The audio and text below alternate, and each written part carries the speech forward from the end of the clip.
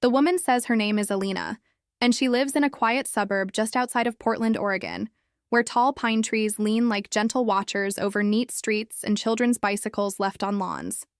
She is 36 years old, has been married for 11 years, and is the mother of 2 boys, Owen, age 9, and Elijah, who is only 5 but speaks like he's 10. Her husband's name is Caleb, a tall, calm man with a voice that made her heart feel safe from the moment she met him at a college poetry reading, where he stood at the edge of the crowd with his hands buried in the pockets of a thrift store coat, nodding along to words he never tried to memorize. Alina teaches 3rd grade, where she spends her days correcting pencil grips and catching whispered secrets about crushes in folded notebook paper, and for most of their marriage, life felt like a song on low volume in the background, familiar, undramatic, but sweet. But something had been changing in Caleb for months, creeping in like winter cold through a cracked window left open too long. He came home quieter, not in the tired way that could be cured with a night's sleep, but in a hollowed-out sort of way, like his laughter had been replaced with echoes. He smiled when she asked him how his day was, but it was the kind of smile that apologized more than it answered. And Alina, who had always believed that intuition was just anxiety wearing perfume, started waking up in the middle of the night with a heaviness that didn't go away. The boys hadn't noticed. Caleb still played catch with Owen in the backyard, still built pillow forts with Elijah on Sundays, but even they began asking why Daddy stared out the window so long. Then came the morning she heard it. The shower running. The kids were at her sister's for the weekend, giving them rare silence in the house, and she had let herself sleep in. But it wasn't the sound of water that woke her. It was the sound of him. A muffled, broken kind of crying, the kind you don't even know how to make unless something inside you has already shattered. She sat up in bed slowly, heart pounding, unsure if she was imagining it. Caleb never cried. Not when his father died. Not when they lost their first pregnancy. He had always been the solid ground under her panic. But that morning she crept down the hallway, each step cold against the floor, and stood outside the bathroom door, frozen. The sobbing didn't stop. She didn't knock. She pushed the door open slowly, not knowing whether she was violating something sacred or necessary. Steam billowed out like the breath of something ancient and sad. Through the blurred glass of the shower door, she could see the outline of him, shoulders hunched, head pressed against the wall, water cascading over a body that looked like it had forgotten how to carry its own weight. "Caleb?" she said softly, barely able to get the word past her lips. He didn't turn. For a moment she thought maybe he hadn't heard her, but then his hand lifted, touched the glass, fingers trembling. "Alina," he whispered, and the way he said her name made her chest tighten like it had wrapped around a secret too sharp to hold. She opened the shower door, still unsure if she should be there, but she couldn't just leave him like that. "Talk to me," she said, reaching for a towel and wrapping it around his soaked shoulders. He didn't resist. He stepped out, shaking, and sank onto the edge of the tub like someone who had run too far and had no breath left. Water dripped from his hair onto the tile floor. His eyes were red and swollen, and for a terrifying second she thought he was about to say he was dying. "Please," she said again, kneeling in front of him, her hands clutching his. "What is it? What's going on?" He tried to speak, but nothing came out at first. Just more sobs, quieter this time, like he was ashamed to let them live in the open. "I can't keep lying to you," he said finally. His voice was hoarse, raw from weeping. "I've been holding something in for so long and it's eating me alive." Alina's mouth went dry. She braced herself. An affair, she thought. It had to be. What else could break him like this? Her heart thudded in her ears. "Is it someone else?" she asked, the words tumbling out like knives. Caleb looked at her then, really looked at her and shook his head. "No. God, no, it's not that. I would never. But..." He paused, closed his eyes. "I don't know how to be in this world anymore. And I think I'm losing myself." Her breath caught. This wasn't about cheating. This was deeper. This was existential. "What do you mean?" she whispered. You're scaring me. He opened his mouth and then closed it, like the truth was too heavy to lift. Every day, he said slowly, I wake up and pretend to be okay. I pretend for you, for the boys, for work. I wear this mask, and underneath it, I feel like I'm disappearing. Like I don't know who I am or why I'm even here. I think about leaving sometimes, not because I don't love you, but because I think I'm broken in a way that might hurt you all if I stay. Alina felt a wave of cold pass through her, stronger than the steam around them. Leaving? She repeated, her voice cracking. You mean, like leaving us? Caleb shook his head again, violently, eyes wild. No, I mean, I think about dying. The words were so soft she almost didn't hear them. I think about it more than I should. I'm scared, Alina. I don't want to feel this way, but I don't know how to stop. Alina didn't cry. Not at first. Her mind went into a strange kind of stillness, the way a calm lake sometimes hides the storm swelling beneath it. She held Caleb's face in her hands, felt the stubble scratch against her palms, and said the only thing she could think of, the only thing that felt real. I'm here. Her voice broke on the last word, and with it, the tears finally came. His and hers. They cried there together on the cold bathroom floor, water dripping, steam fading, the silence between them now thick with shared grief. She had never seen this side of him, not even during the darkest parts of their life, the miscarriage, the job loss 2 years ago. Even when his brother went into rehab and they had to pull money from their emergency savings just to keep things afloat. Caleb had always been the strong one, the one who whispered reassurances into her hair at night, who brewed her tea when her anxiety made her hands shake. And now, here he was, crumpled like a man buried alive under years of pretending. She wrapped her arms around him, tighter than she ever had before, as if holding him would keep the truth from slipping further into darkness. Hours passed in silence. They didn't leave the bathroom for a long time. When they did, Caleb walked like a man learning how to move again. Alina made tea, hands trembling as she poured it into his favorite mug, the one with the faded words, "Even this will pass." They sat at the kitchen table, sunlight cutting long bars of gold through the windows, the kind of sunlight that usually meant everything was normal. But nothing was normal now. Have you been feeling this way for a long time? She asked, voice gentle, like she was speaking to someone halfway underwater. Caleb nodded slowly. Since before Elijah was born. I didn't know how to name it back then. I just kept brushing it off as stress or exhaustion, or that it would get better. Once we had more money, more stability, but it didn't. It just got heavier. Alina stared into her tea. She could feel the sting of guilt crawling up her spine. Why didn't you tell me? He looked down at his hands, tracing the rim of the mug like it held the answer. Because I didn't want to be a burden. I didn't want to take away your peace. You already carry so much, with the kids, with school, with everything. I didn't want to add my mess to your plate. His voice cracked again. And because part of me didn't believe I deserved help. Like I should be able to fix it on my own. That broke something in her. She reached across the table, gripping his hand so tightly her knuckles went white. You're not a burden. God, Caleb, you are not a burden. She didn't care that her voice was rising now, didn't care that her tears were falling into her tea. You're my husband. You are the father of our children. You are my person. You don't have to carry this alone. Ever. Caleb started crying again. Softer this time, like a flood slowing into a stream. I don't know what's wrong with me. I feel like there's this fog all the time. And I'm terrified that one day it's going to swallow me whole, and you won't even know it until I'm gone. Alina's heart was pounding so loudly she could barely hear him.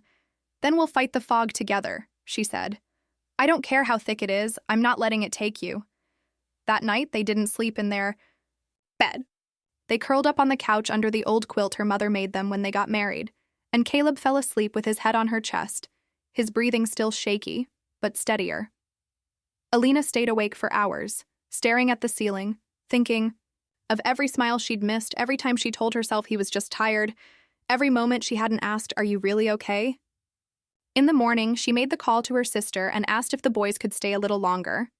She then made another call, this one to a therapist whose number she had to search for online because Caleb had never gone before.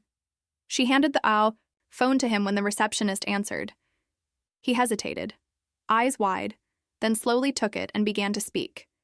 It was the first step, and it was terrifying. The next few days were quiet. Caleb was gentle in ways that felt both familiar and completely new.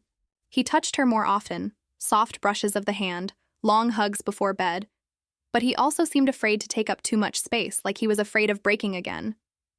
Alina found herself watching him constantly, worried, guarding, wondering if she was doing enough, or if there even was an enough when it came to saving someone from themselves. One evening, a week after the shower, she found him sitting on the floor of the boys' room after they'd fallen asleep. He was holding a toy fire truck, turning it slowly in his hands, eyes glassy. "I want to see them grow up," he said without looking at her. "I want to be there when Owen scores his first goal, when Elijah learns how to ride his bike without training wheels. I don't want to miss those things, but I'm scared I might." Alina knelt beside him and took the fire truck from his hand, setting it gently on the shelf. "Then promise me," she whispered. "Promise me you'll keep talking, that you won't hide in silence anymore, that if it ever gets too dark, you'll tell me before you try to carry it alone." Caleb nodded, and his voice was barely audible. "I promise." They sat there in the quiet hum of the nursery nightlight, a couple no longer untouched by the shadows, but somehow stronger because of it. The fight wasn't over, it was only beginning. But now they were fighting together. Alina says that the days after Caleb's confession moved like waves, sometimes smooth and hopeful, sometimes crashing so hard she could barely breathe. There were good mornings, like the one when Caleb made her coffee before she got out of bed and kissed her forehead like he used to in their first apartment, before the kids, before the debts and routines dulled their edges.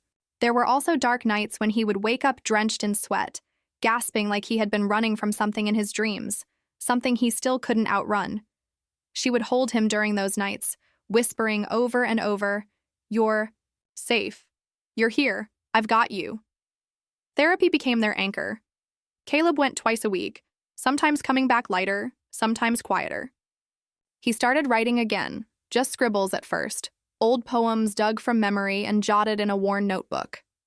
Alina found it on the kitchen table one night, open to a page that read, "If I disappear, remember the way my son laughed in the backyard. Tie it to your chest. Let it pull me home."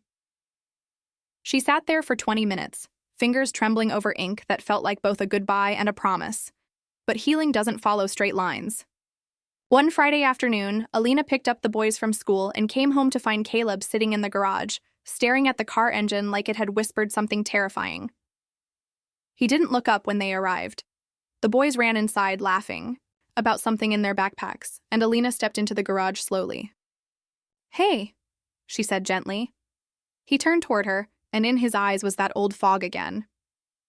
"I had a bad thought today," he said. "On the drive home, it came out of nowhere. I saw a red light, and for half a second I wondered what would happen if I didn't stop." Alina felt the world tilt. "But you did stop," she said quickly, her voice shaking. "You came home. You told me. That matters." He nodded, as if trying to convince himself it was enough. "I know. It scared me. How fast the thought came. How easy it was to picture." She stepped closer, held his face between her hands. "You're not alone in this. Not for one moment. We're going to get through this." And though her heart beat with fear, she kissed him like she believed it. That night, they talked for hours after the kids were asleep, sitting on the floor of their bedroom with their backs against the bed like teenagers. Caleb told her about the pressure he'd felt since childhood, to be strong, to be silent, to carry without complaint. "My dad used to say that real men don't show weakness," he said, "so I swallowed everything, even joy sometimes. And eventually, I forgot how to tell the difference between being strong and being numb." Alina listened, tears running down her face. Then let's rewrite that story, she said. Let's raise our boys to know that real men do cry, and that they're loved even when they don't know how to love themselves. Caleb reached for her hand, and in that moment, something softened in his eyes. Not fixed, not healed, but soft. Present. I don't deserve you, he whispered. Alina squeezed his fingers. Yes, you do. Every broken piece of you. I love all of it. In the weeks that followed, they began building small rituals of survival. Every Sunday morning, they sat on the porch together with coffee and no phones. Sometimes they talked. Sometimes they just listened to the wind in the trees. Caleb started walking every evening, a slow, quiet pilgrimage around the neighborhood, learning to be still inside his own skin. Alina joined him some nights. Other nights, she let him walk alone and waited by the window, trusting now that he would come back. One afternoon, Elijah brought home a drawing from preschool. A stick-figure family. Mommy, Daddy, Owen, Elijah, and something above them that looked like a glowing yellow cloud. What's that? Alina asked, pointing. Elijah grinned. That's the happy bubble. It keeps us safe when Daddy's sad. She cried in the kitchen after he ran off to play, pressing the drawing to her chest. Later that night, she showed it to Caleb. He stared at it for a long time, then set it on his bedside table like a relic. I want to earn that bubble, he said softly. I want them to remember me as someone who stayed, someone who tried. Alina cupped his face, eyes shining. You already are. It wasn't perfect. There were relapses, nights of silence, mornings of wait. But there was. Also laughter again, tentative at first, then louder, fuller. The boys started noticing too. Daddy smiles more now, Owen said one morning, nonchalantly pouring his cereal. Like his eyes don't hurt anymore. Alina kissed the top of his head and smiled through tears, and Caleb began to believe in his own worth again. Not all at once, but in fragments. Owen's hug after soccer practice, Elijah's hand in his at the grocery store, the way Alina still looked at him like he was her home.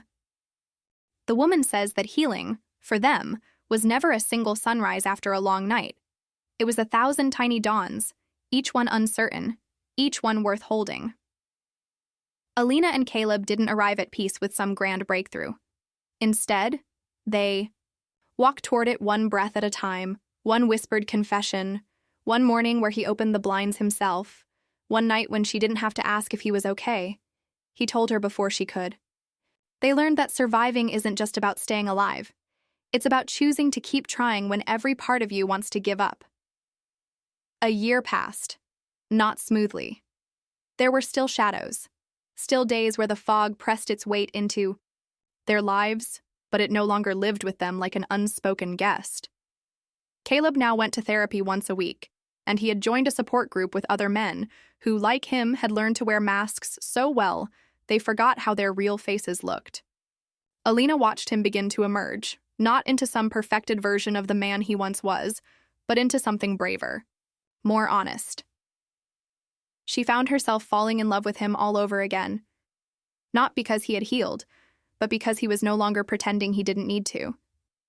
Their sons grew too, unaware perhaps of the quiet war their parents had fought. Owen began writing short stories in a spiral notebook, most of them about heroes who had once been scared, who cried before they saved the day. Elijah started asking questions about feelings, his own, his brother's, his dad's. And one night at dinner, when Caleb spoke quietly about what courage really meant, Elijah said, "You're like a brave knight, Daddy, but not with a sword, with a heart." Alina couldn't speak for a long time after that. Then, on a cool September evening, a full year and 2 weeks after she first heard him crying behind the shower glass, they returned to the place where they'd first met. An old bookstore downtown, now mostly empty but still clinging to the smell of paper and wood and stories not yet told. Caleb had called ahead, arranged for it to stay open late, and when they stepped inside, there were fairy lights hanging in quiet loops across the ceiling, casting a soft glow over the shelves. He took her hand and led her to the poetry section. There, without a script or speech, He handed her a single folded page. She opened it. It was a poem, handwritten in the same careful ink he used back in college. When I was drowning, you didn't throw me a rope. You dove in, clothes and all, hands shaking but certain. You pulled me to the surface and whispered my name, not the one I gave the world, the real one, the one that still beat beneath the dark. When she looked up, his eyes were shining. I'm still learning how to swim, he said, but I wanted you to know. I'm not afraid of the water anymore, because I know you're in it with me. She didn't say anything. She just kissed him, tears on both their cheeks, the bookstore, their quiet cathedral, and in the months that followed, the story kept unfolding. They shared their journey with others, not to seek pity, but to break the silence that nearly killed them. Caleb began writing more, reading at local events, even leading workshops on vulnerability and fatherhood. Alina watched as the man she thought she'd lost not only returned, but grew wings. Sometimes they still had hard days. Sometimes the fog returned. But now they had a language for it. They had tools. They had each other. And every time the darkness tried to creep back in, Alina would say softly, "Let's fight this. Together." And Caleb would nod. Always. Now when she hears the shower running, she doesn't feel dread. She knows he's in there, breathing, washing away the weight of the day, letting the steam rise instead of tears. And when he steps out, wrapped in a towel and smiling in that quiet, real way that only the healed can smile, she knows this. The man she loves is not broken. He's becoming. The woman says her name is Jessica Holloway, and she was born on a rainy Sunday in late October, in a small Pennsylvania town where the leaves painted the world in crimson and gold. She grew up in a 2-story